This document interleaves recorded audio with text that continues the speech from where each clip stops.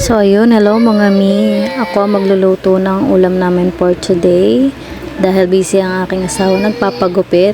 And madali lang naman din itong lutuin na ginisang sayote na may giniling. So ayan, pinapakita ko na sa inyo yung mga kakailanganin. So naglagay lang ako ng mantika dyan. And then, sinunod ko na yung bawang. And next lang natin na maluto yung bawang. And then, isunod na natin ang sibuyas. Ayan.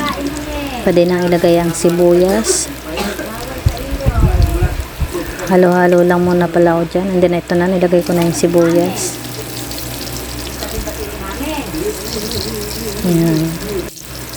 Ayan, gisa-gisa lang natin ang bawang at sibuyas hanggang sa maluto na ang bawang at sibuyas. Ayan, medyo brown-brown na. Pwede nang ilagay ang pork giniling. Kalahating kilo nga pala yung pork giniling na nilagay ko. Ayun. Wait lang natin siya na maluto. So, ayan. Nalo-halo ko lang siya. Ayan.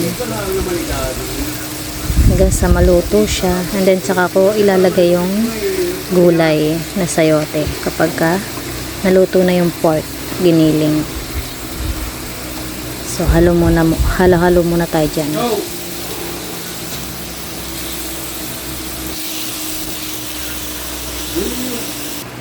At ayan, medyo brown na siya. At pwede na siyang lagyan ng pork cubes. Pork cubes yung nilagay ko since pork siya, diba? And then, sinunod ko na yung sayote. Ayan, 2 pirasong sayote nga pala yan. Ayan, halo-halo. Mekos-mekos hanggang sa maluto. And then, nilagyan ko siya ng paminta. And then, ang ating pampasarap, oyster sauce. Yes, yan. Halo-halo lang. Then, hindi ko na siya nilagyan ng water kasi nagtutubig na siya dyan eh. So, mag-a-add na lang ako later kapag kailangan. Ayan, tinakpan ko muna. Palambutin natin sa sayote. At ito na, malambot na siya. At ayan, luto na siya.